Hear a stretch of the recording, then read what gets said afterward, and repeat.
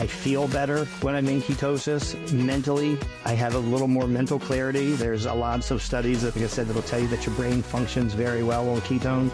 I want to say for like the first 3 to 6 months of your life, you're basically running off ketones. Wow. So it's not a bad thing. It's just teaching your body to use a different fuel source. This is MindBody Matters with Greg Rennie and Rob Reeford. Welcome to MindBody Matters. Thank you for tuning in to your favorite game show. It's not a game show. It's a podcast. It's about the mind and the body. That's why we call it MindBody Matters. No, I thought we have like letters up on the board and people guess what's in the letters and we spin a wheel. We can't do that because it's audio. I wanted to throw you off at the very beginning, but I can't. See, I can't throw you off. You're a pro. No. Well, thanks. And so are you. But I'm excited about our interview today with this guy named Kelly Kirk. Kelly Kirk. That's a pretty cool name, really, when you think about it. Kelly Kirk. Yeah. That could be a radio name, couldn't it? Kelly Kirk. Right. Yes. Yeah, absolutely. And nicknames can come out of it, too. We can end up calling him Captain Kirk. Yeah. I saw that coming. Did you? Okay. I saw that coming, considering you're a Star Trek fan. And I'm sure Kelly, he probably has heard this before, but I'm sure. So Kelly reached out to us a while ago. He's a bodybuilder, but he's more than a bodybuilder. He's a certified coach, teacher, trainer, and speaker. And he owns a nutrition company. And I'm not sure if you read up much on Kelly, but he's going to be competing in Mr. Universe, or maybe has. I'm not quite sure, but he definitely is one of those guys that is built like a brick house. Yes, house. Yeah. Now, actually, the Mr. Universe, if I'm not mistaken, it's coming up July 2024. Oh, okay. Yeah, could very well be. So he's now training for it. I think so. And, yeah. And eating. I'm sure he'll talk about this during the interview, but there's a certain amount of stuff that has to be done prior to competing in a Mr. Universe pageant. Exactly. That's why the focus of this episode really is on physical health, but also mental health. But he's a big advocate of the keto diet. I'm not sure if you heard of the keto diet at all. I've heard of keto. Yeah. I haven't participated in keto, but I know about keto. Yeah. And something that I have participated in is intermittent fasting. And I'm not sure if you've come across that before. Well, I've heard about it. It's important to fast. Well, they're finding a lot of health benefits, and I do maybe like a 12 to 16 hour fast usually, and I learned this from a friend of mine. Basically, you're skipping breakfast and you're eating a larger lunch and maybe some snacks during the day. You're trying not to eat. You're skipping breakfast, the most important meal of the day. Well, that's what they say it is, but the people that believe in this intermittent fasting, it's not a big deal. You can skip it because you probably ate, a number of hours before, 8 o'clock the night prior. Mm-hmm. Anyway, I'm not the expert on intermittent fasting. In fact, I think we should allow Kelly to kind of explain himself there. But I want to share something with you, Rob, that he mentioned to me when we're in the pre-interview. He said you can achieve growth in life, right? You can achieve growth no matter what you've gone through, even if you don't believe it. Mental health comes from physical health. Thus, the mind-body connection. Yeah, absolutely a great fit. So I'm glad he reached out to us. So without any further ado, here is Kelly Kirk.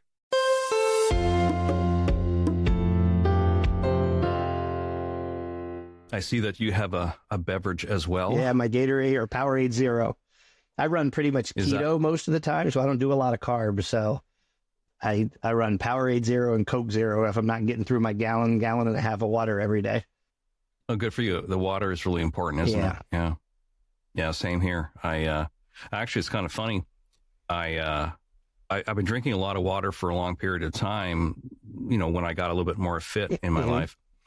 And I figured, more is better, but not necessarily so, because I went to see my nephrologist regarding my kidney functioning. He goes, "How much water are you drinking?" And I forget what I told him. And he goes, no, that's way too much. So you can overdo it as well. Right? Yeah, that's funny. Well, all this stuff you would know. I mean, you've spent a big part of your life in fitness and health, and I really appreciate, Kelly, that you reached out to us, interested in talking to us on the show, and really appreciate you spent the time and set aside the time today. Yeah, I'm excited. I've done several podcasts, a couple radio shows, but yours 100% hits home with me. So I've been excited about this for the last couple of weeks. I'm like, I can't wait.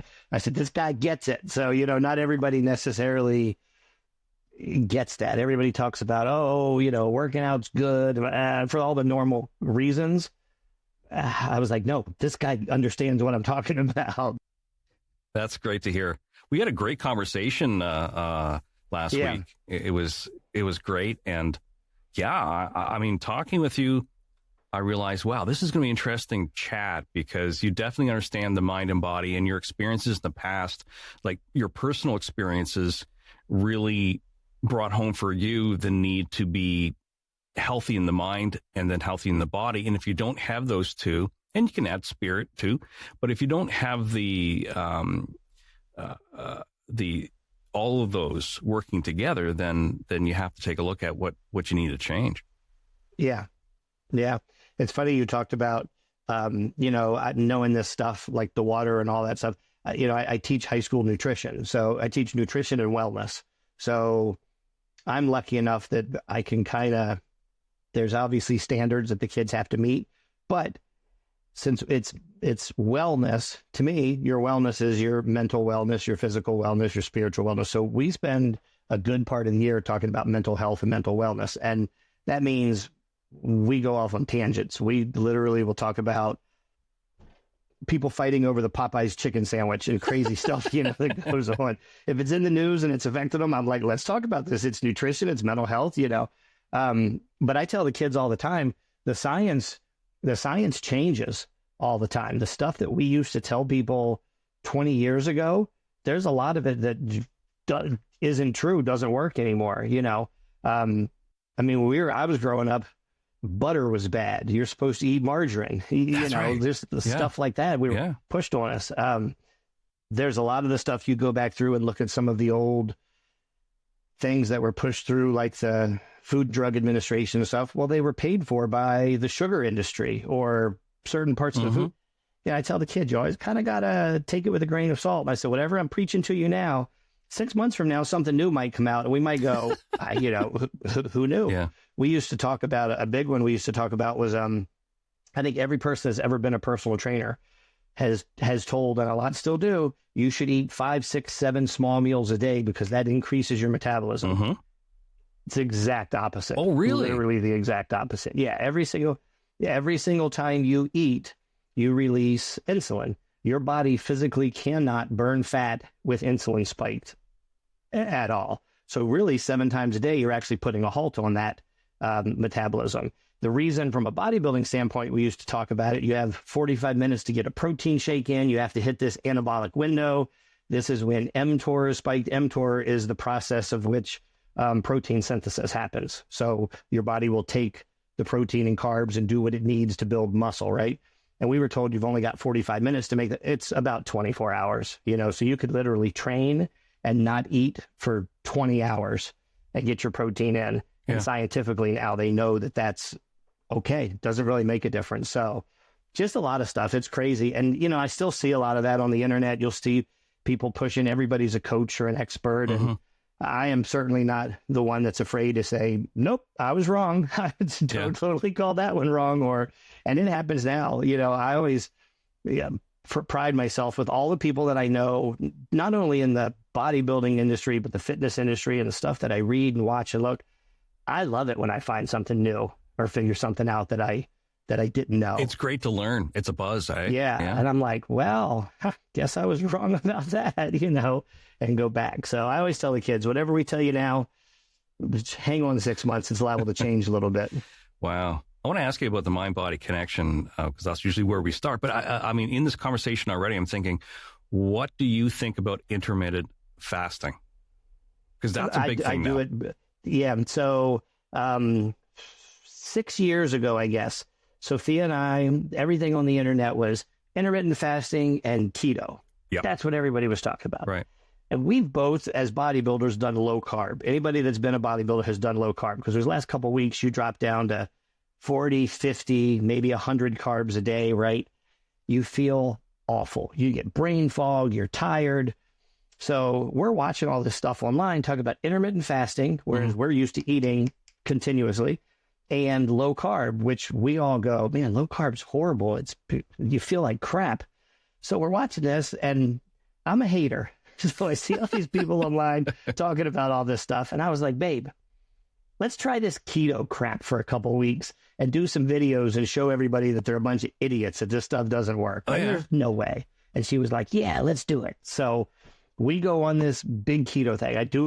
And when I say research, I did internet research. I pulled up a couple, fitness influencers, saw what they did. Okay, that's what we're going to do. Cut our carbs, eat lots of bacon, just the crap that you see online. We did it for 14 days. And on the 15th day, we both felt so bad. Headaches, tired, grumpy. And we were testing. We bought ketone testers to be able to test our ketones, test our insulin. And we couldn't really get into ketosis at a deep level. We just felt bad. And she tells me that morning, she goes, babe, I'm done. When I get home from work today, I got to have some carbs. This stinks. And I was like, yeah. I said, I think we kind of proved our point. That afternoon, I was online. I was in some chat room or something, and there was a guy in there who was a scientist for National Institutes of Health. And he's in there talking about different stuff, and he sees me talking about keto. And he says, hey, this is what I do. I'm a researcher.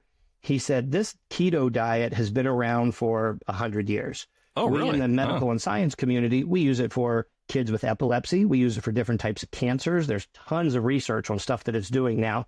What if I were to show you, he says, I know nothing about bodybuilding, but what if I were to show you that on this diet at a 20% caloric deficit, you could basically be 90 to 95% muscle sparing, versus standard diet where you're at a 20% caloric deficit with carbs, fat, and protein is only about 65% muscle sparing. And I said, that's the holy grail in bodybuilding. Teach me, what do I do? So he and I spent a couple hours online. And again, he knew nothing from a bodybuilding standpoint. His was strictly medical and science. And I ate that up. And basically just kind of taught me hows and the whys and what we need to tweak and do. He said, in the medical community, they don't typically call it. It's not keto. It's a VLCHF, a very low carb, high fat diet. He said, because we don't want the negativity and the, stuff associated with it. Right. And I started following a couple other people. I started following a gentleman, Dr. Berg, who's very famous on the keto diet. Some of his stuff is kind of out there. Some of it's pretty good, but I'd followed a lot of the science on it. I like the science. I like something that'll back it up. I like to be able to find something from a reputable company, test something where I can go, okay, this kind of looks like it makes sense. So we started following him, and he was big on intermittent fasting. And if you had told me 5 years ago, I need to go in and train legs, or I need to go in and work out by not eating, I would have said, you are batshit crazy. I got to get, and there were times pre-workout where I drink a Coke and eat 2 Pop-Tarts for all this sugar and carb rush, not good on any level, but that was the stuff that, we would do. So her and I started diving into intermittent fasting. I now do, so we started a company, kellykirk.net, and it's literally teaches people how to do healthy keto. I have a YouTube channel called Swole Kitchen. We have about 125 food videos where we make chicken wings and lasagna and all this stuff. We make it keto just to show people that when you go on a diet doesn't have to be miserable. It can be fun. It can be good stuff, So she and I had about 125 videos on that. We started doing some just silly stuff there. We started this training business, teaching people how to do healthy keto. And it wasn't bodybuilders. I have soccer moms, and I still have clients, around the country. But the intermittent fasting became a big part of that. There are studies out there that will tell you that from a weight loss standpoint, the intermittent fasting is no better than a strict caloric deficit. You could eat 20 times a day, or you could eat 1 time a day. You could do OMAD, 1 meal a day. You could do 18-hour intermittent. Scientifically, there's no difference. It's still calories in versus calories out. But there's a couple things that run into that. One is the preference. Sometimes it's easier for people to just put everything off and do, right after work until home. Some of it is the other stuff that the intermittent fasting does, which is why we did it. I like the brain clarity, the gut health, the stuff that goes along with it. That's not necessarily, a fat reduction part, but scientifically it's no better for fat loss. But what they found out is as you do intermittent fasting, so I will do typically in a week, I do about 4 days where I do about an 18-hour fast. I'll finish 18-hour fast. Oh, okay. Yeah, I'll finish dinner at night, and I don't eat anything until I get out of school the next afternoon, which is about 3 o'clock. That'll be my first meal. So when I tell people that, they go, I could never make it. I could never do that. And I go, because really? most Have you ever people been so are busy? talking about like 12 to 16.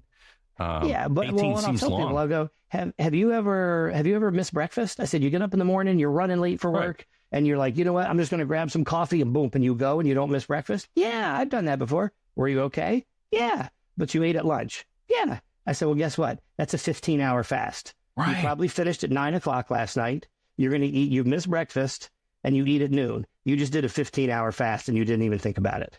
And they go, oh. And I'm like, so that's it. When I say intermittent fasting, skip breakfast.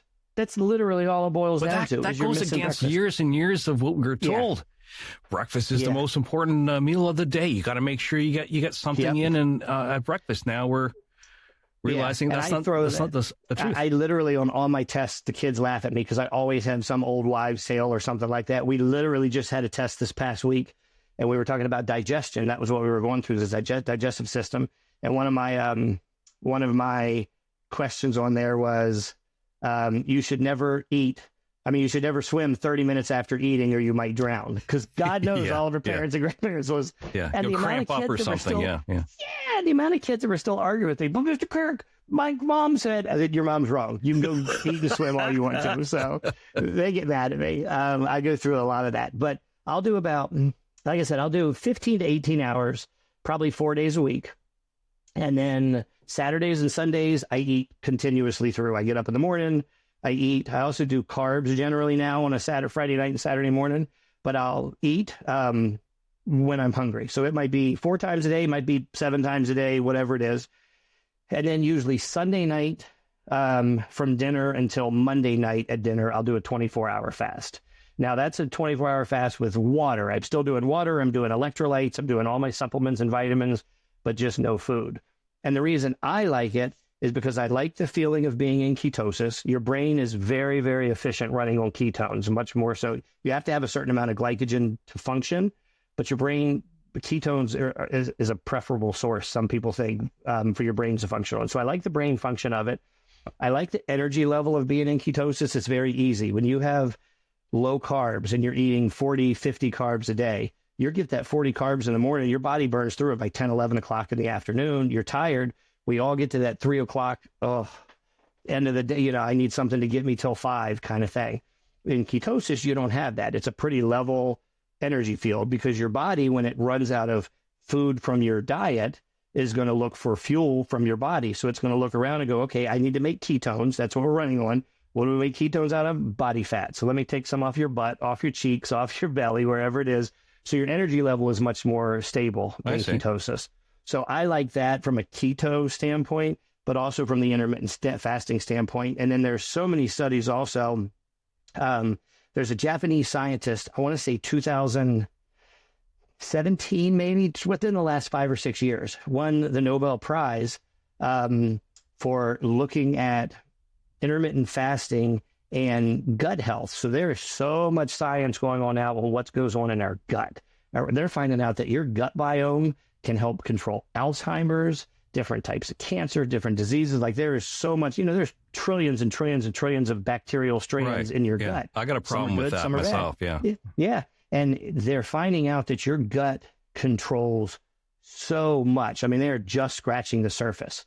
But this Japanese scientist found out that after a 72-hour fast, no food, you do water, no food, after a 72-hour fast, that about 70% of your immune system is in your gut. Anyway, that's where your immune system starts. That's what controls it. Wow. And he found that after a 72-hour fast, you can basically reset your immune system. doesn't get rid of whatever you have, but it will give you a brand new immune system to fight something. So, we're always told, feed a cold, starve a fever. Yeah. There's some truth to that, the starving part, because your body wants to survive. So when you take away the nutrients, your body will start basically recycling. When you do intermittent fasting, it starts recycling old cells, dead cells, weak cells, sick cells. So if your body's not getting the food it needs, it kind of looks around in simple terms and goes, all right, those are some old cells over there, and that one looks kind of sick. Your body attacks it, breaks it down, takes the good parts, uses the good parts, and you excrete and get rid of the bad parts. So there's a lot of science. It's really brand new. And like I said, I sit here and tell you this, and I'm liable to come back and talk to you in 2 years and go, all right, I was totally wrong. We should. But that's where a lot of it is right now, is that there's all of this going on in your gut. So the more you can take care of your gut, the more you can take care of so much other stuff in your life that might be going on, and they're just scratching the surface with it. So I'm a big fan of intermittent fasting. I tell my clients, you don't have to. It's a personal preference. It's not going to make anything more effective. But sometimes it's just the mental part of knowing, hey, I was strong enough to go through breakfast, or hey, I made it through lunch and I did it in the afternoon. It feels, sometimes that's empowering to people, especially people that have had a hard time losing weight. And now all of a sudden they feel like they can get control of that one little aspect, and you're beating it, you're winning at it. Talking about mind-body control, that's one of the things, as we talk about some of the stuff I went through. But one of the reasons I wanted to start working out when I was going through all my stuff was I needed something to control. I couldn't control anything that was going on in my life, right. But I knew I could control getting my ass in the gym and cleaning my diet up, and I could affect that. So that's why I'm a big fan of the intermittent fasting. There's definitely a lot of science behind it, but it's a personal preference. I like the way it feels. I like the science behind it. I feel better. So I was going to tell you about working out, that kind of my end around story. I said, if you had told me 5 years ago, I would have told you were crazy. Now, some of my best workouts are literally walking into the gym 18, 20, 22 hours fasted. Really? No food.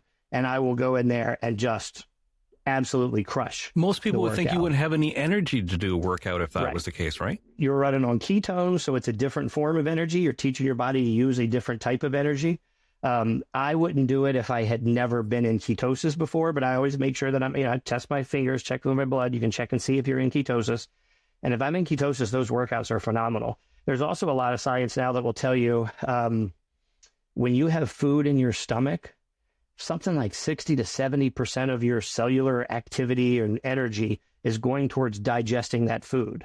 Well, if you're in the gym and you're training and you're doing biceps and squats, and all, you want your energy going to that, not what's going on in your gut. That makes a lot of sense. Wow. So typically the standard now is about 3 to 4 hours. You should be going into the gym with at least a 3 to 4 hour break from when you ate. Now, when I was young and growing up, it was you got to pound something real quick right before you go in. Right. So I was telling the kids a couple of weeks ago when we were doing digestion at school, I said, I'm anxious to see 5 years from now where we're going to be on gut health and gut biome and what it does and what it controls. But literally, I want to say it was this summer, a connection came out between gut biome and Alzheimer's. Who in the hell would have ever thought that your gut biome might have something to do with, Alzheimer's 20, 30, 40 years from now? So I think what they're going to figure out is just going to be mind-boggling when we get there. And like I said, probably tell us that we're wrong on whatever we're thinking now, but it's pretty neat. So when you say ketosis, like if you're doing intermittent fasting, then you put yourself into ketosis? Probably. Okay. Sometimes it takes a little bit longer because we have reserves of glycogen.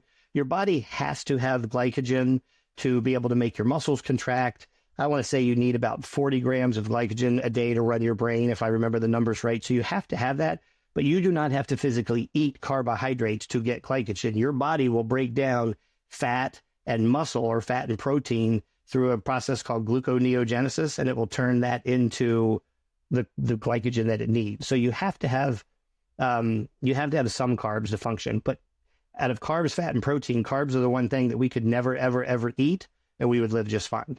You could never have a carbohydrate. If you crashed on an island and the only thing you had to eat was fish, you had you had plenty of protein, but you had no fat, you'd be fine. You could live on just fish, not a single carbohydrate. There are no coconuts or whatever for you to get.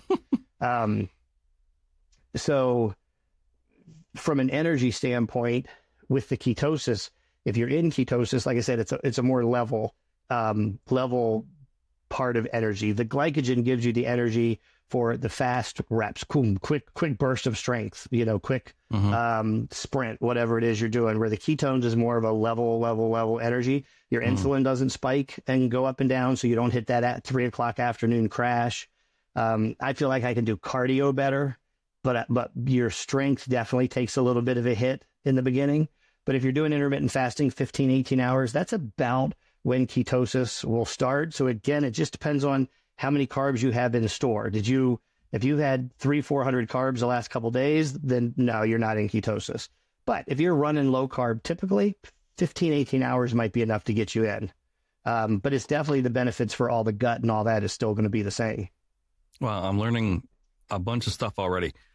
Like when I heard about ketosis in a keto diet, that seems scary to me. So I'm sure a lot of listeners really don't understand. Probably understand what you're saying, but this whole idea of going into ketosis sounds dangerous because we have like neurosis and psychosis. So ketosis has got to be bad. And ketoacidosis will kill you. So if you have extremely low levels of insulin in your body and high levels of ketones, then ketoacidosis, they test when you're in the hospital. It's one of the things they test for. I was going to keto. That will kill you pretty quickly. But if you're doing a healthy keto diet, if you're not diabetic, you have no risk of that. If you're diabetic, where you can't control your blood sugars, that's where it gets risky.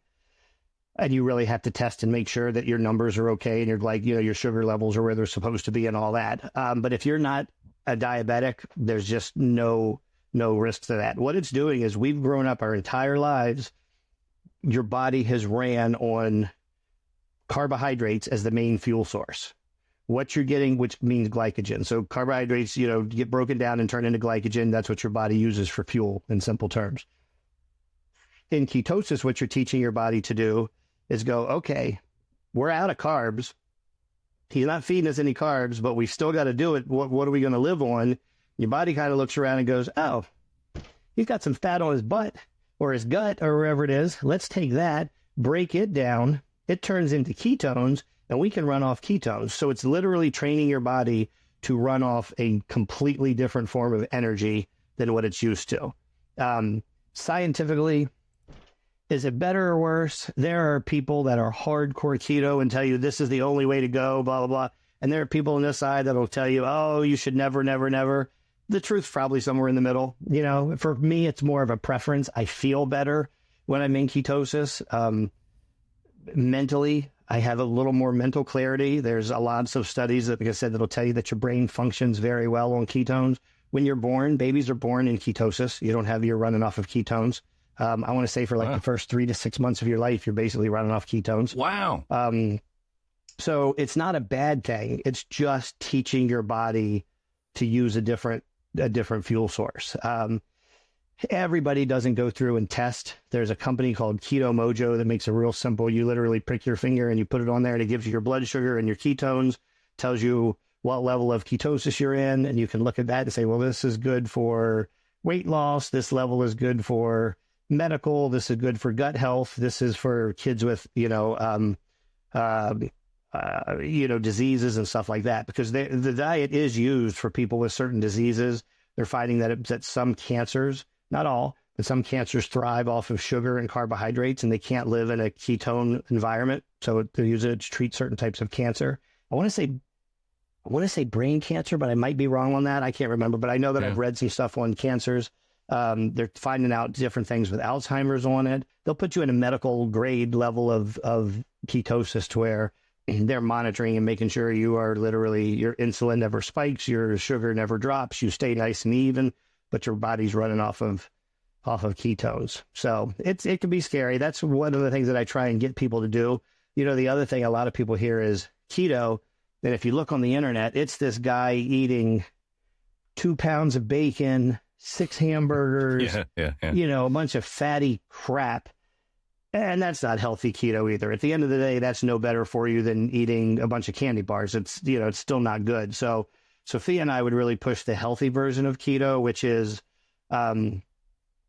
a higher protein than usually with keto. It's a extreme level, high level of fat, because that's what's going to convert into ketones, a medium level of protein, and, no carbs. We would kind of bring the fat and protein the protein up and the fat down, because we're more concerned about muscle building and we want the extra protein. It's a little bit healthier, I feel like, because you're not bringing in quite as much fat. And then still the low carbohydrates. But, I tell people I eat more vegetables now than I have in my entire life. I hate broccoli, but broccoli with a whole bunch of cheddar cheese melted over it, I can eat 2 bowls. Yeah, right. Yeah. Salad, bleh. But salad with blue cheese or Italian dressing, I'll eat bowls of it all day. So I never, growing up, Mom would make us vegetables. Oh, Mom, I don't want broccoli. Now, I try and do 3 to 5 cups of vegetables every single day. They're carbs, but they're fiber carbs. They don't, your body digests them a little bit different. So they don't spike your insulin. They don't knock you out of ketosis. So I'll do cauliflower, riced cauliflower, where they basically make the cauliflower look like rice, or mashed potatoes, mashed cauliflower, broccoli, tons of fresh salad. I cut up a fresh salad probably every other night. I have, a fresh salad that will last me, through the week, a couple days. But far more vegetables than I used to eat. So I'm eating those vegetables with cheese, or something good, but I'm still getting the vegetables in there. So but your mom probably would be happy about it, right? Yeah, right. I'm like, I'm eating my vegetables. So that's a good thing. So everybody just has this. There's so much misinformation. And there will be people that'll listen to this and go, that guy's full of shit. That's not true. This is wrong. He said that wrong. There's tons of information, and I get stuff wrong all the time. I hear something and and I'll go off on it, then realize a few days later, nope, well, that was wrong. This guy debunked that totally. A lot of it is hit or miss. I mean, there's the basics that are really out there, but so much of what you see it's not misinformation, because it is keto if you're eating 2 pounds of bacon and all this. U.S. News and World Report every year puts out a list of their top worst 20 diets that are out there. Keto diet has been worst or next to worst for all 20 years. But when you go in and you read why, it's because they talk about the amount of processed foods, bacon, pepperoni, all this crap you're eating. I don't eat any of that. My meat comes from Butcher Box. It's grass raised, grass finished, grass fed, grass finished. It's low fat. There's no hormones. There's no antibiotics. How are you going to lump me and my diet into eating 6 packs of pepperoni and a pound of bacon every day? Because that's not what I'm doing, And they talk about the lack of diversity in food, that they only are eating meat and cheese. Well, no, I just told you, I eat 3 to 5 cups of vegetables every day.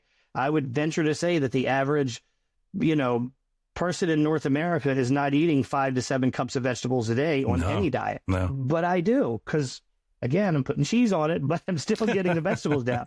So there's just a lot of stuff out there, and there is a lot of people that's what they push. I see guys that do carnivore diet where it's literally just meat.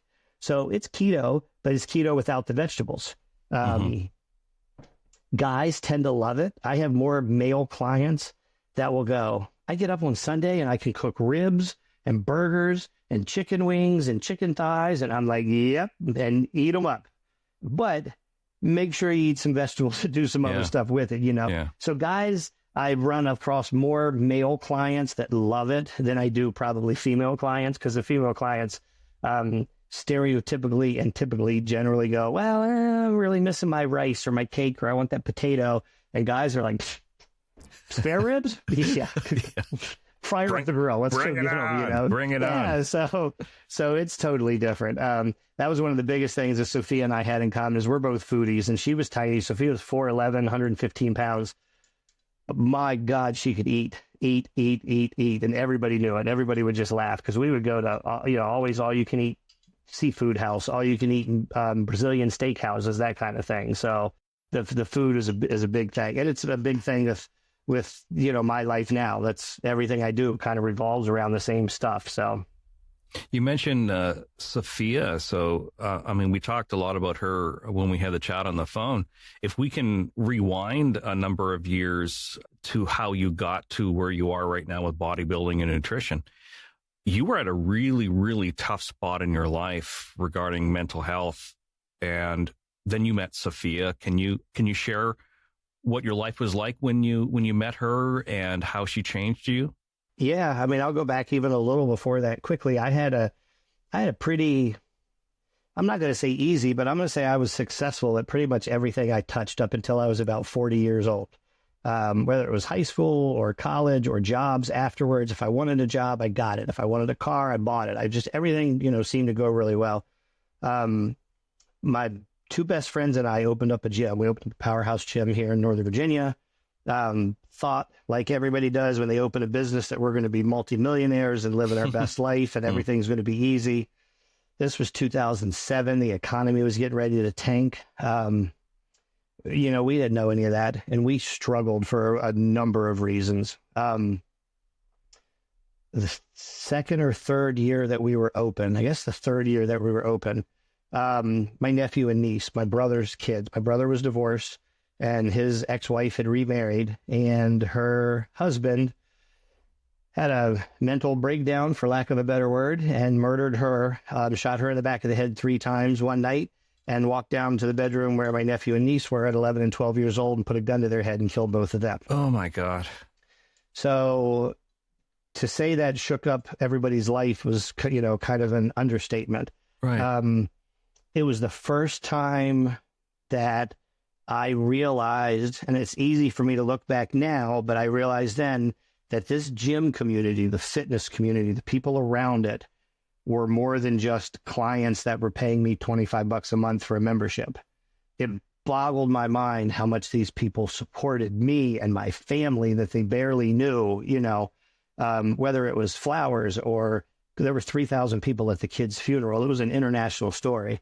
It just amazed me. Just everybody was so super supportive when that happened. A few months after the kids passed away, my mom passed away, and she had been healthy.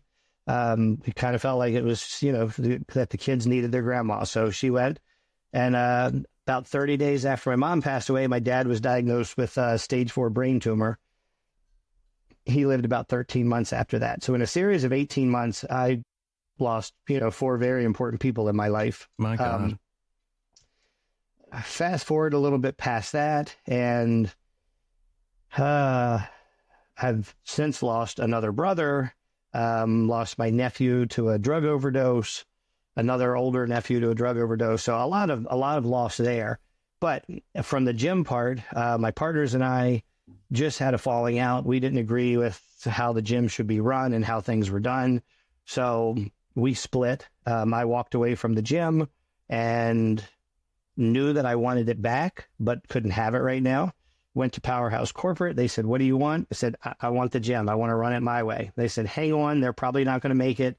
Get your ducks in a row. And when you have everything ready to go, if they lose it, we'll hand it to you. You can buy it and do everything." So about a year later, I was able to do that. And I took the gym back over, but it was in such disarray. We had bad leases, bad landlords, bad location, a bad reputation from years of it being run wrong. And I didn't have the deep pockets to be able to fund it. I had the pockets enough. I had put together enough money to pay off the back loans that we owed to the government and the SBA and stuff like that, debtors, but I didn't have enough to be able to really run the business successful. So I struggled. And about 3.5 years into the struggling, I met Sophia. She came into the gym. I came back from lunch, and the guy that worked my front desk, he said, "Hey, Kelly, there was a girl in here to sign up earlier." And I said, "Oh, good. Did you get her a membership?" "No, she said she wanted to talk to you." And I said, "Oh, who is it?" He told me her name. I said, "I've never heard of her." "Okay." He said, "Well, she'll be back at 3 o'clock. So 3 o'clock, this 4'11" fireball comes walking into the gym. "Hi, I want to see about getting a membership." And I said, "Oh, okay. Have you ever worked out before?" "Oh, a little bit, acted real naive." And I said, "Well, let me show you around." Of course, I'm trying to be the cool guy, and let me show you how this leg press works, and this is what it does, and acting like I know everything. And she's acting like she doesn't know anything. We're both lying our butts off at this point. We laughed at later on. Come to find out, not only has she been working out at another gym, she's also had competed once or twice. Like, she had seen me at a bodybuilding event. I work for the IFBB, the NPC. So I've expedited at the Mr. Olympia, which just happened last night in Orlando. So I'm bummed I missed out on that. But I work about 14, 15 shows locally here. And we're backstage. We help get the athletes ready, make sure everybody's on stage and in the right place and doing what they're supposed to do, you know, all that stuff. She had seen me at a show locally and I guess decided that she wanted to get to know me. So she showed up at the gym and that was kind of her story. We laughed about it after a while. I was like, oh, you totally roped me in. I said, you know what? More power to you for doing that. So she and I started hanging out. We started dating. Huge age difference, 25 years age difference between the two of us. And it freaked us out in the beginning because neither one of us, you know, this can't be right. Is this what's people going to think? Well, in the world that we lived in bodybuilding and gym, nobody cared. Really, nobody cared. My family didn't care. Is she good to you? I'm like, she's amazing to me. I've never met anybody that's so supportive and loves me so much. Well, then who cares? And I was like, okay, well, so, you know, her and I kind of put that behind us and it just took off. We were just a good team. And a few months after we started dating, I lost the gym and couldn't keep it open. Tried everything I could, couldn't get investors. It was just too far gone. And I ended up losing the gym. When I lost the gym, I lost everything. I had gone from living in a 9,000 square foot house to literally living in my car at a rest stop on 95 South for about 3 months. The gym closed. Sophia was renting a room from a family here locally. I couldn't pay. I guess I say I couldn't pay bills. I didn't really have any bills. I was living in my car at that point. I lost everything. Everything that I owned was in my car. And I just lied to everybody. I lied to my family. Hey, where are you at? What are you doing? I'm like, oh, I'm staying with a friend. You know, my friends and the gym people. Hey, what are you doing now? Oh, I'm doing this job over here and I'm living with my sister. I lied to everybody. I was embarrassed. The only person that really knew the truth, Sophia, was one of the only ones that really knew. And she was just completely supportive of me. Oh, baby, you'll get it. We'll figure it out. You can make something happen. What can I do? You know, I'd never had somebody believe in me so much when I didn't believe in myself. And I've always believed in myself. Like I said, up until probably, you know, a handful of years before that, life had been pretty easy. And I was definitely taking another big kick in the gut with this. I thought the gym was the end all be all, and I don't know what I'm going to do after this. And I've done everything. I worked for the Washington Redskins for about a year and a half back in the early 2000s. I've sold medical into operating rooms in the ER. I've sold advertising, you name it. I've bounced around and had a million jobs, but I thought that this, you know, the gym was what it was. That's all that was out there in my mind. And Sophia just supported me. And while I was living in my car, I was about 226 pounds. I was fat, out of shape, unhealthy, depressed. And I had a buddy that I knew from when I worked at Gold's Gym, 15 years before that, who owned a gym locally. And I contacted him. I said, hey, I was trying to get a membership. My girlfriend and I wanted to work out. She's trying to compete. He said, I'll give you a membership. He said, but the only way I'm going to give you a membership is if you guys promise that you'll be in here tomorrow to start working out. I'm not going to give you a membership if you're not going to use it. I said, Bob, I will be there. 4:30 the next morning, Sophia and I got up and we walked into that gym and we started training together. And it was different for me because I'd always had guy trainers, you know, with me, partners, bigger than me, pushing me. She's half my size. But the attitude, the atmosphere, and just what she brought was better than anybody else I'd ever trained with. And it just worked. So we would get up every morning and go to the gym. She would get out of work. I started finding odd jobs on the internet, on Craigslist and different stuff, bouncing around. And little by little, I noticed my physical was getting better. I was losing weight. I was getting a bicep back. I started to feel a little bit better about myself. And as my physical got better, guess what? So did my mental. And my mental really started to improve. Yeah, and the connection there, yeah. It really was the first time where I started to see, you know, that that connection. Now, I had seen it 10 years before that with all these people at the gym and the way that they were all physically connected to me because of the gym and working out and classes and all this stuff. And mentally, they were the most caring, loving people that I'd ever been around. Like, they were just so supportive. So that was kind of a glimpse of it. But then this actually seeing me physically starting to lose weight, starting to get in shape, starting to feel better about the way I look. I look in the mirror and I go, oh, look, I look a little bit better. Makes you feel better mentally. So that was really kind of the beginning of all of that. She and I don't know, started to build an empire. I kind of felt like that's what we would talk about. You know, we had a lot of goals, what we wanted to do. She wanted to become a pro figure competitor. So we've really started training for that. I had no desire to compete. And after a couple years, she convinced me to get back on stage after 19 years. And I took second the first year at Masters Nationals. I took second or third at Team Universe. And I'm headed back again this year for Universe to try and get to that point. She took off on her bodybuilding career, figure career. She was doing phenomenal. We had this YouTube channel where we're making, silly videos and keto meals with a couple thousand followers there. We had this nutrition business. I had gotten a job teaching high school nutrition. She was doing great at her job. She's a pediatric dental hygienist. So she was doing real well, was office manager and just doing amazing things there. Just finally, it felt like life had lined itself up for me. There was a reason I went through all that crap. There was a reason I lost the gym. There was a reason, I lost my nephew and niece and my parents and all this stuff happened because now I found my person. This is it. We're going to build something. This is where it's going to go. And just over 2 years ago, her mom was here visiting and they were staying in a hotel room and she and I were working at a bodybuilding show the next day. I hadn't seen her since Wednesday. And we'd been living together and had a ring, ready to get engaged, ready to take this next leap. She's getting her pro card. I'm trying to compete. Like just everything was going right. And her mom called about 12:30 and Sophia passed away in her sleep. Oh, man. And I'm so sorry. Hadn't been sick. Had a couple issues for the few days before that, but hadn't been sick, long term.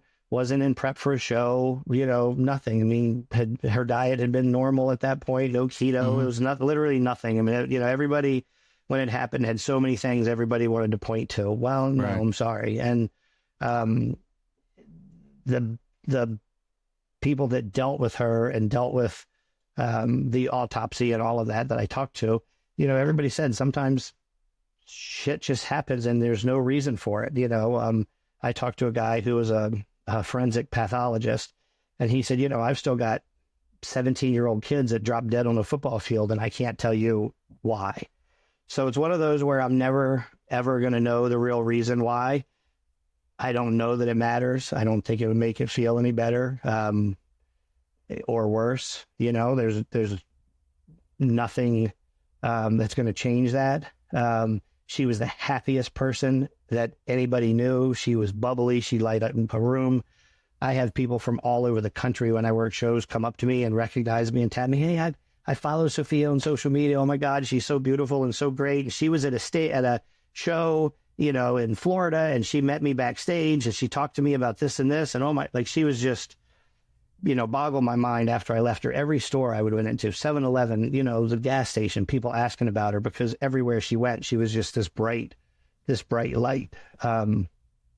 So losing her was as much of a kick in the gut as it was, with the kids and my parents. Losing your person is completely different. And I think it's never easier, whether it's somebody that was sick and has had cancer and stuff, or somebody that gets hit by a car or something like with Sophia. You're never prepared for it. I certainly wasn't prepared for it. It wasn't anything I thought of, but yet now I think about it daily. I think about it daily with everybody I meet. Every interaction I have, I literally kind of go, what if that's the last time? What if that's the last time I see them? What if that's the last time they see me? What if I go to bed tonight and I don't wake up? Did I leave this world okay? Are my affairs in order? Are people going to think what I want them to think? That kind of thing. Am I going to have the legacy?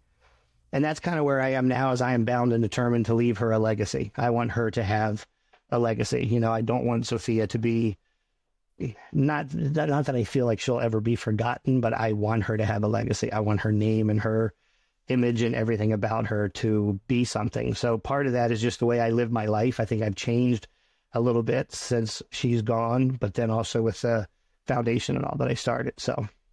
And the foundation's called 222 Muscle. Am I right? Yeah. 222 Muscle, the Sophia Graham Foundation. So, about 6 months after I lost Sophia, I was at lunch with my best friend and I said, I want to do something to honor her. I don't know what. And he's like, well, what do you mean? I said, I don't know. I want to start a business or do something. And, the industry I'm in, what is there? Well, you could sell supplements, you could sell T-shirts. And I'm like, none of that sounds like it's going to go anywhere. And I don't know anything about that. And he said, well, what do you want? I said, well, I want to provide for other people what Sophia provided for me. And he said, what was that? I said, well, she believed in me in a time when I didn't even believe in myself. And she turned my life around, when I was literally at what I thought was my lowest then. So the foundation, our mission statement, is to lift people who feel the weight of the world on their shoulders, provide improved mental health through the pursuit of physical strength. And we're a 501c3, and we are the only mental health organization in the country that pushes mental health through physical strength. Fantastic. Mental wellness and mental health is huge right now, but there's nobody that pushes it through, they'll recommend, hey, go to the gym, hey, whatever. No, ours is literally, you want your mental health to get better, make your physical health better. And that doesn't mean you have to be a bodybuilder. Maybe it just means you need to go out and go for a walk. There are so much science behind the scientific and physical fact of serotonin, all your endorphins that get released, things that happen when you work out. You'll hear people say all the time, I've never finished a workout and gone, why'd I go do that? You mentally feel better afterwards. Yeah. You feel before you're like, I don't want to go. I'm tired. I'm sad. I'm depressed. I'm angry, whatever. But if you go, no matter how bad your workout was, you never leave out of there and go, that was a waste of time. I shouldn't have gone. Never.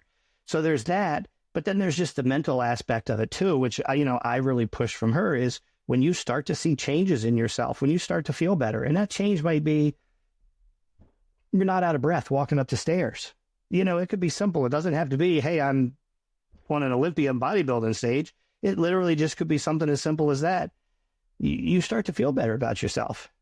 People always say, oh, why do people work out? And you ask a group of that.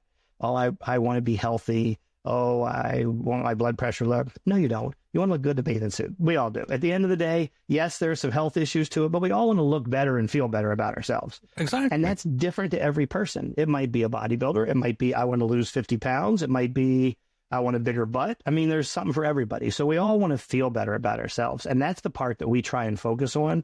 So we provide free gym memberships and training, and even gym equipment at home I've done for anybody who is going through some trauma or tragedy where they feel like they are at the end of their rope and there's nothing they can do. But I feel like, or they feel like, getting in the gym or training or working out is going to help that and maybe turn their life around. I ask at every bodybuilding show when I go in and I speak and I talk to people, and there'll be 200-300 people in the audience. I say, who in here can say that, bodybuilding or working out has changed or saved your life? Easily 50 to 60% of the people will raise their hand every time. So many people ended up in the gym that first time because they were going through a divorce, getting over drug addiction, getting out of jail, lost their job, had a bad breakup. I mean, everybody's been through something, and you end up in the gym because you're trying to find yourself or do something different. And for so many of us, it's turned our life around or changed it. So that's what the foundation does, is we try and provide that to people, who are going through something that they might not otherwise feel like they can get out of.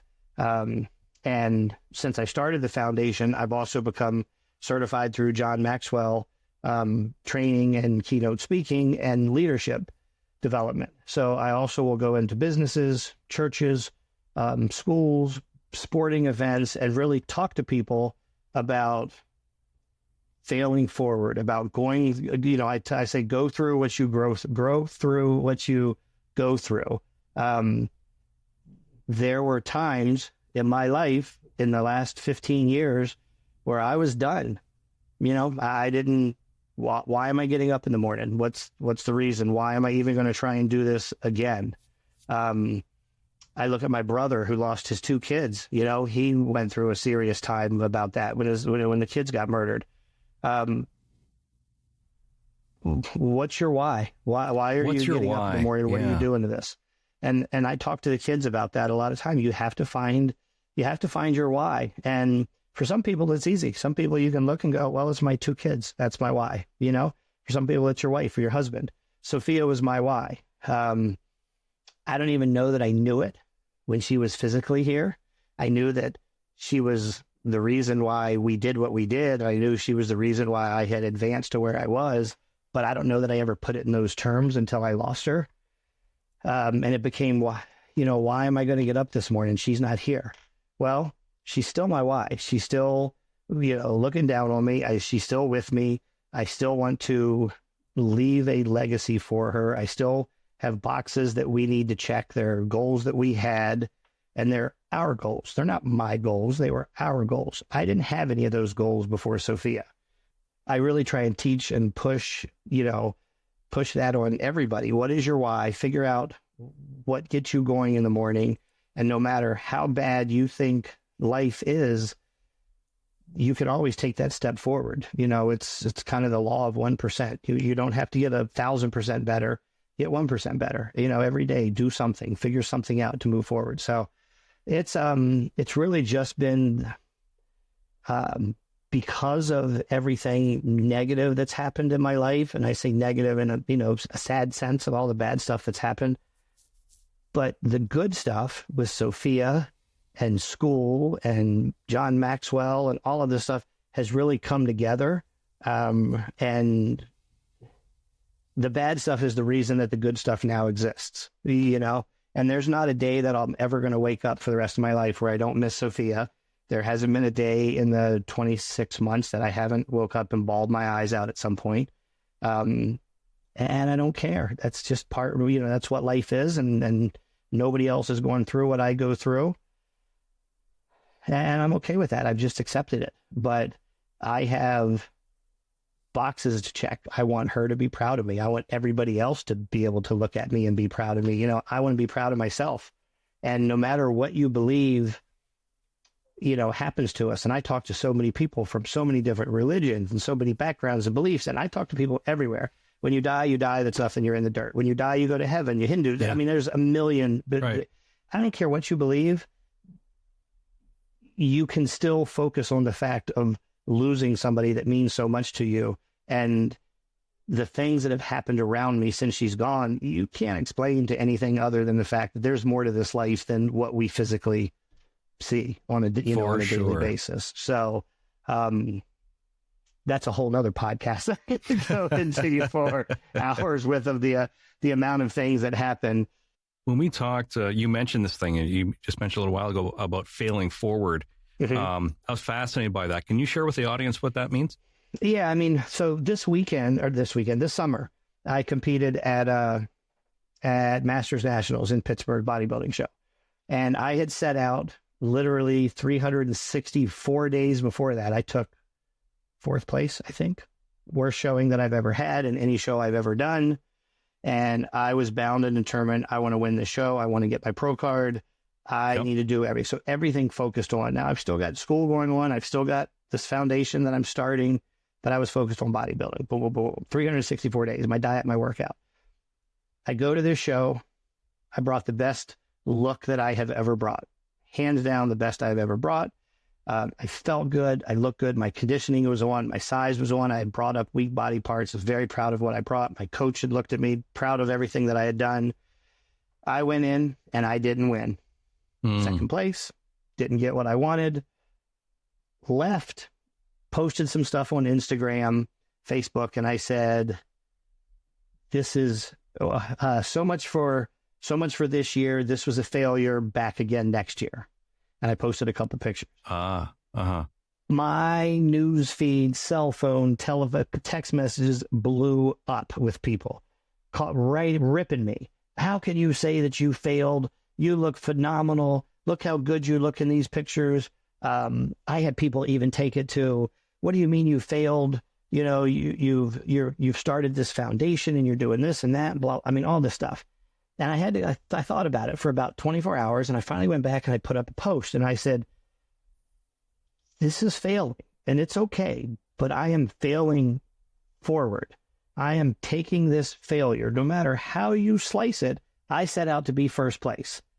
I didn't get there. That's a fail. Does that mean I'm a failure? No, not even close.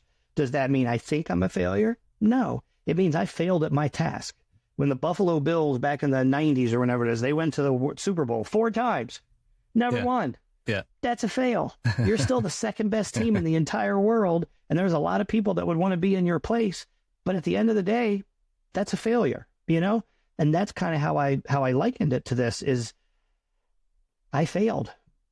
It's what you do after the failure that decides who you are or where you're going to go. And I say failure in this sense, it's easy to judge because it's a sporting event. So there's a first, second, third, fourth, and fifth. But failure might be life. It might be your job. It might be your relationship. It might be your relationship with God. It might be your kids. It could be anything. Failure, we're judged, and we judge ourselves on stuff all day long, everything we do. And we are going to fail. We probably fail more than we succeed. But the deal is you need to fail forward. You need to fall and take that step forward where you can stop and go, okay, what happened? Okay, I didn't make it. How come? These are some things that went wrong. What do I need to learn from that? And how do I prevent it from happening again? You know, I look at, I tell people all the time, this foundation is not where I want it to be. I want this to be $1 million organization, and it will get there. Oh, but you're getting there. You're so strong.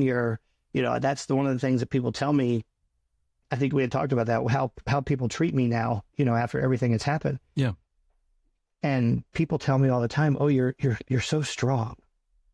I don't feel strong. I bawl my eyes out every day. I'll be walking down the grocery store and see Sophia's favorite ice cream and literally pull my hoodie up on my head and just start sobbing my eyes out because I'm not strong.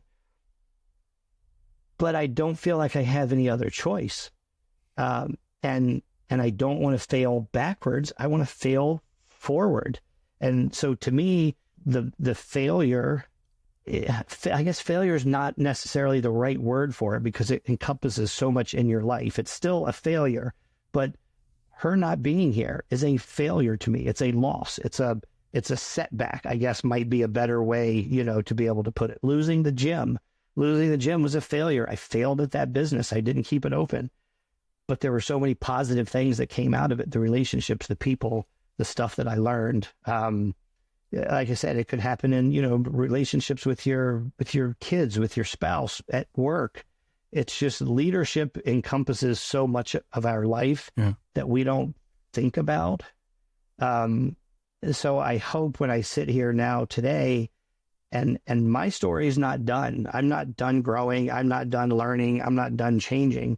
I hope I'm done with all the tragedy, but probably not, because I think we all go through it, at some point, something else. But it's taking that tragedy, it's taking that trauma, it's taking that loss, it's taking that failure and figuring out how do you take a step forward. And when I was 7, 8 years ago, 9 years ago, whatever it was, literally laying on the ground, ready to eat a bullet because I was done. And I had failed at the gym, and I had failed in the relationship, and I had failed at my business, and I was failed healthy. Everything was wrong.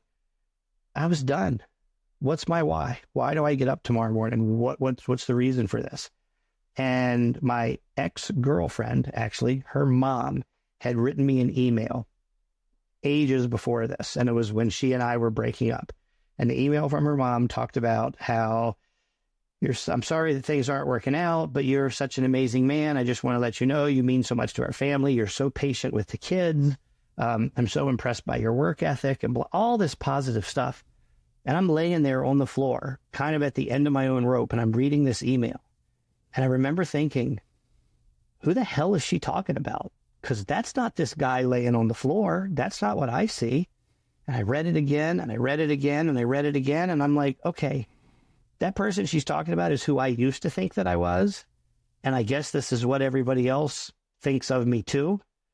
And I think my why at that point became getting that person back, because that was the last time I ever contemplated doing any kind of harm to myself. That was the last time. I said, this is ridiculous. You must have got past that whole thing you mentioned earlier. You must have got past that point that you mentioned of feeling like a failure. That seems to be the key thing and the big difference here. And I think failure is that word's okay, as long as we're not looking at it from the aspect that because all these things, yes, there are fails, but I'm not a failure. So like identifying with that, I would imagine, is the key. Yeah. And I think that's exactly it. Is it's okay to fail. And I know that I failed at this bodybuilding show, but I am not a failure. I didn't fail. I lost the gym. The gym was a failure. From a business standpoint, it was a failure, but I didn't fail. I did some stuff wrong. I learned from it. If I ever ran another business, I would know things to do and not to do. But yeah, it's identifying that failure and not internalizing it to where you are a failure, but taking it, learning from it, and being able to move forward. And I honestly think that a part of leadership and not failing is being able to get that through to other people. You know, I deal with it with my students every day, but I also deal with it at people at bodybuilding shows and my clients and people in the gym. And, you know, it's how I want people to see me. It's how people saw Sophia, because I have so many people that come up to me and just talk about how she made such an impact on me. And I'm like, you met her for like 5 minutes. And they're like, yeah, I know. And she was so sweet and so positive. And but that's what I want to be. So you're right. It sounds like you're on the way to that. We're trying. I think it'll be, you know, I hope that our story is not done. I hope I'm somewhere in the middle of the chapters, but she is 100% the reason for it, you know, every day. So donations come in, but financial donations is a big thing. People being able to, you know, make sure that I have the money to travel and talk to people and do the stuff that I want to do. And then the other way comes through the leadership. I run all of my leadership stuff through the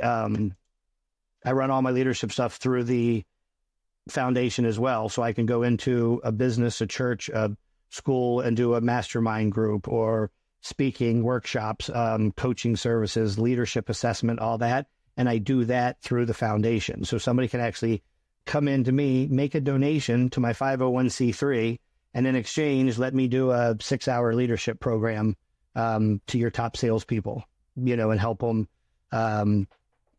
you know, like I said, grow through what you go through. As a sales rep, sales teams are a big thing. You know, I've always been in sales, and that's something where the failure part is something you go through depending on your sales cycle. It might be every month. You know, you're going to be riding on the top of the world as a whatever you sell, a widget salesman, an airplane salesman, and you're selling, and that's the 30th of the month, and you're the greatest person ever, and your boss likes you, and the company likes you, and then on the first of the month, you're back at zero.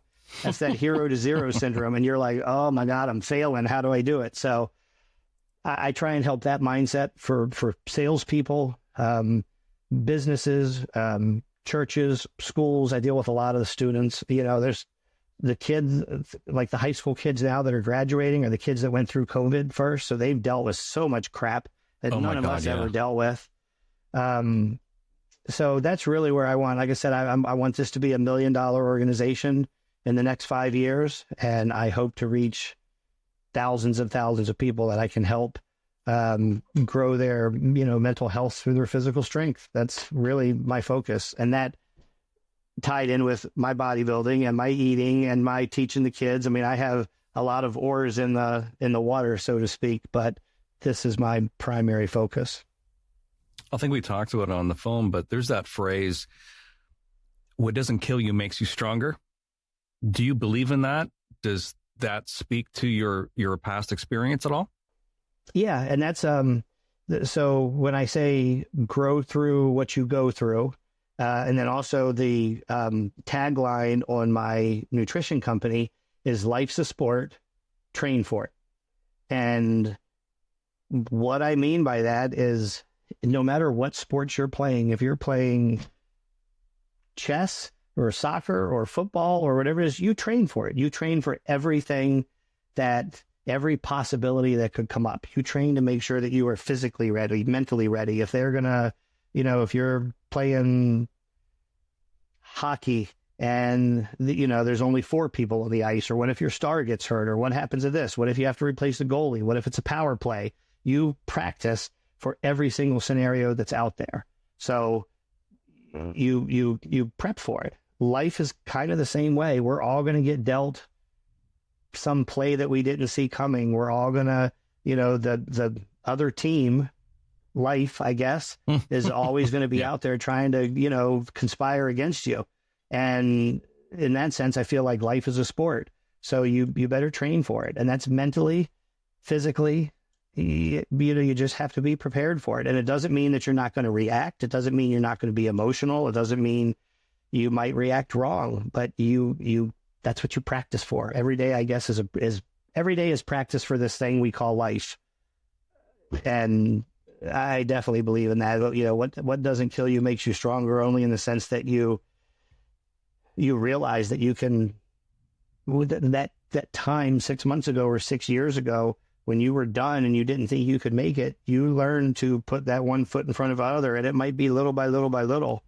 But you figured out how to make it, and you figured out to get, how to get where you are. And I deal with people that are, like I said, right out of jail, just ending a bad relationship, abusive relationship. I imagine military as well, guys coming back from deployment. A lot of military. And, PTSD is something, I have PTSD from stuff that's, happened. That's a trigger that reminds you of stuff. People think about that with, military all the time, but everybody kind of can have a trigger and something along those lines. Sure. So, the stuff that you go through makes you stronger, but it changes you. I'm, I guess, stronger now than I was when I met Sophia, 8-9 years ago now, but I'm stronger because of her. I would be stronger if she were physically sitting here next to me, just as I'm strong now. I still would have changed, but I realize it a little more now. I'm definitely more conscious of it now. I'm more conscious of stuff that I say to people, of things that I do. I'm more conscious of the fact that, as I said earlier, that the person I'm talking to or myself might not be here tomorrow.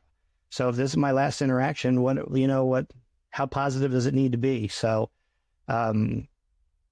definitely what doesn't kill you makes you stronger, I think is the answer to that. Yeah. And I love your quote, because we talk about quotes at the end of our shows. Life's a sport, train for it, prepare for it. Right. Yeah. Yep. And that's it. And that you just, that's different for everybody. That's the big thing is, like I said, I have so many people say, oh, you've been through so much, or I've had people talking to me and say, oh, I'm having a really bad weekend. My dog died this weekend. And I'll be like, oh, I'm so sorry, and then I've had them respond and go, oh, that's probably not a big deal to you. Well, yeah, that's still a big deal to me. We all go through our own stuff. What I've been through is not any worse than somebody who lost their job or, whatever it is. We all have to deal with that. So life's a sport, train for it is different for everybody. If it might be different depending on your job, your family situation, your health situation.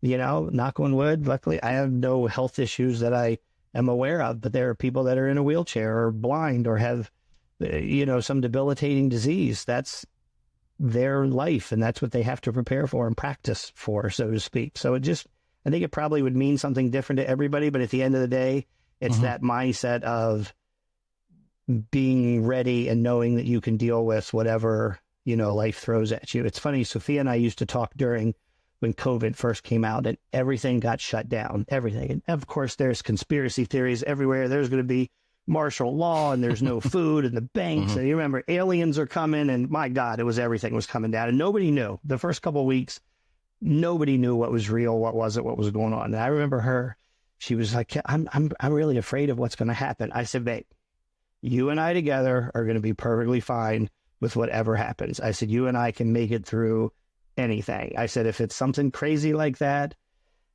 and stuff gets shut down or locked down, we'll be fine. I said, if it's a zombie apocalypse, you and I are going to figure it out. I said, whatever it is that's going on, we're a good team and we're going to be able to figure out how to get through all this. And I still believe that. She may not be physically sitting here next to me, but I still feel like we're a good team. And, we can figure out how to get through whatever life throws our way. So you're saying about hopefully people are proud of what you're doing. Hopefully that you are proud of what you're doing. I've got a very strong feeling that Sophia is very proud of what you're doing and the direction in your life.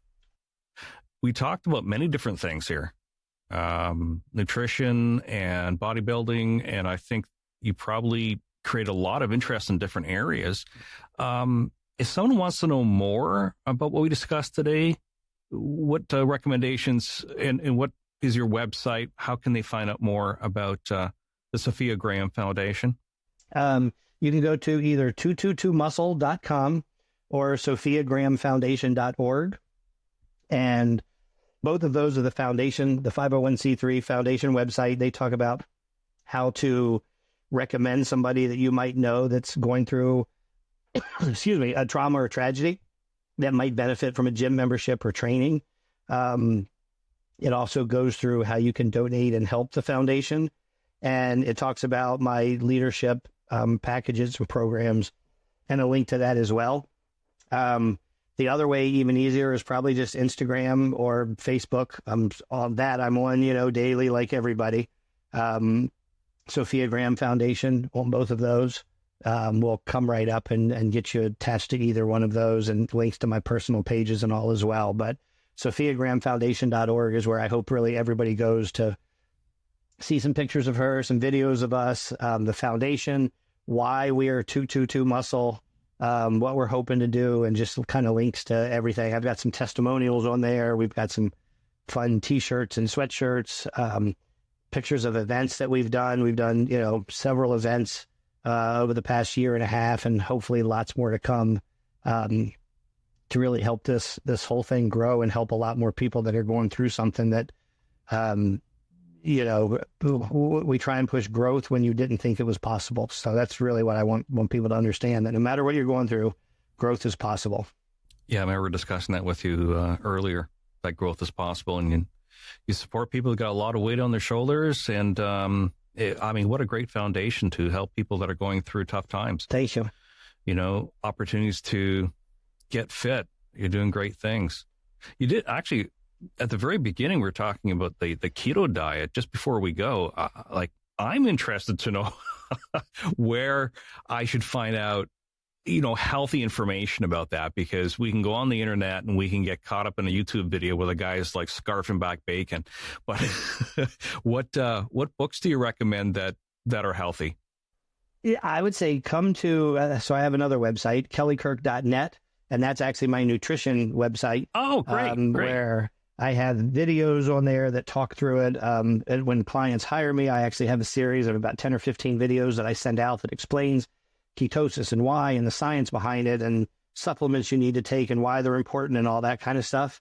Otherwise, from the internet, you just kind of have to search through the internet, just like you do when you see somebody that says the earth is flat. You just have to kind of figure out whether that's whether that's the person you want to run with and believe or not. It may or may not be. I don't have any proof one way or another, but let's, so that's what I would say with that. Is there's a lot of good and bad out there, and there's some people that have good and some people that have bad, and some people that have both. And as I said about me, there's some people that think they're right, then all of a sudden 6 months later you go, oops, sorry about that. Science has changed. I would say follow the people that are out there that understand, the science behind it, the doctors behind it, the people that have research, and are not just saying, hey, this is bro science, this is gym science, this work, that work. Go to the people that have some research that really backs it up, because science is, the medical stuff is pretty amazing right now, and the stuff they can figure out and understand why. You were saying at the beginning that you're looking forward to the conversation. So was I. And hey, Kelly, not disappointed on my end whatsoever. This has been great. It's an extension of what we first started to talk about on the phone call. We could have actually done some recording there too, for all those things that we covered. But again, thanks for setting aside the time to come into the studio and talk to us about all these things, and all the best with 222 Muscle, the Sophia Graham Foundation, and all the great things that you're doing. And thanks again. Thank you. Thank you. And I wish the best to you. Like I said, I've become a big fan of your show and the stuff that you have. I've been looking forward to this because I've told everybody, Matt, this guy gets it. I said, I got somebody that understands where that connection is and why, because it's very easy for me to find people to talk to about physical health and bodybuilding and working out and diet. And it's very easy for me to find people that are talking about mental health. And for the two of those to come together, there's just not a lot of people. Everybody understands it once you mention it, but it's not a lot of people that are forward thinking like that, right off the bat. And that's, it amazed me when I finally put this organization, the foundation together and started looking at there. There's nobody. We're literally the only nonprofit organization that focuses on mental health through physical strength. And you'd think there'd be a million of them, but we're not. So definitely hoping that it grows. And I think this connection with you is a good step in the right direction. So I'm very thankful for it. Well, thanks again, Kelly, for coming in. And I'm sure we'll be talking to you soon. Absolutely. Absolutely. Love to come back on anytime. I told you, we can go in any direction. Yeah. This is just beginning because there's tons of things I wanted to ask, but I didn't want to keep you for 4 hours. It's cold outside. I got nothing to do. Right. Well, you take care. Thanks you again. I appreciate it.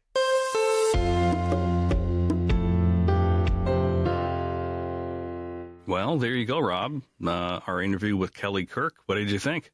I was blown away, quite honestly, because today I thought we were going to talk about, the keto diet. I thought we were going to talk about bodybuilding. And then all of a sudden I hear about the tragedy in his life. Oh, my God, Things that totally went south. And my heart bleeds for him. But as he said, it's his way of moving things forward in life. You just gotta get up and move on. And I like his quote too. Life's a sport. Train for it. Yeah. He's got some great phrases, doesn't he? Yeah. Yeah, he really does. But I mean, seriously, my heart bleeds for him. Having gone through, a death in my family this past year. Yeah.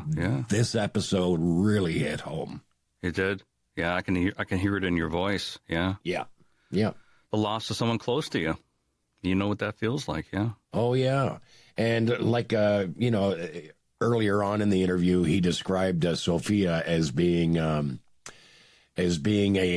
firecracker in life, and then with it wasn't like she was suffering from a disease or whatever. Just one day, he gets a phone call. Yeah. And his girlfriend passes away, and again, really no reason given. But you just never know when your ticket is up. Yeah, and I'm sure you can relate because when you got the call about your son that he killed himself through suicide, that was a sudden phone call, and you've been trying to cope with it ever since. So you must have really empathized with Kelly and his loss. Oh, I was tearing up here. I don't mind telling you that, but it's just, and then not to mention the story about his niece and nephew and former sister-in-law. And I thought that was as bad as it was going to get. Yeah. And then all of a sudden he talks about his girlfriend Sophia, the firecracker in life, and anyway, changed his life, and he now has a nonprofit mental health organization in her honor called 222 Muscle, the Sophia Graham Foundation. So he's keeping her spirit alive and doing wonderful things for people as a trainer and coach, and really encourage Kelly to keep continuing with giving back to the community and doing all these great things, in addition to his own performance. As a bodybuilder, I've seen some pictures of Kelly. I encourage people to look him up. Man, I'm going, holy moly. Yeah, look at this guy. He is. He's a true bodybuilder, like a Mr. Universe bodybuilder. He is a Mr. Universe, and I wish him well. I think, like I said, I think the pageant is in July of 2024, so I wish him well. Let's go for number one this year, Kelly. Captain Kirk. He can do it. We'll have to follow him. And folks, there'll be some links in the show description of how to access his website and his organizations. Well, next week we're going to be back, Rob, with another. What do we call it again? Keep going. Keep trying. Keep trying. Keep something that we do a lot of. Keep trucking. Talking. That's it. Talking. That's it. Yeah, keep talking. Because we keep talking. That's right. Sometimes about anything and everything. But no, next week, our edition of Keep Talking. Again, we have no idea what we will talk about, but that's what makes life interesting. Yeah, absolutely. There you go. That's a phrase from you. That's an awesome phrase. That's very cool. That's what keeps life interesting. Nice, nice. Next week on MindBody Matters. Yeah, so be kind to yourself, people. And most importantly, be well. Be sure to like and follow us on all social media. And if you like what you hear, hit subscribe, download, and share with your friends. MindBody Matters is a great media production.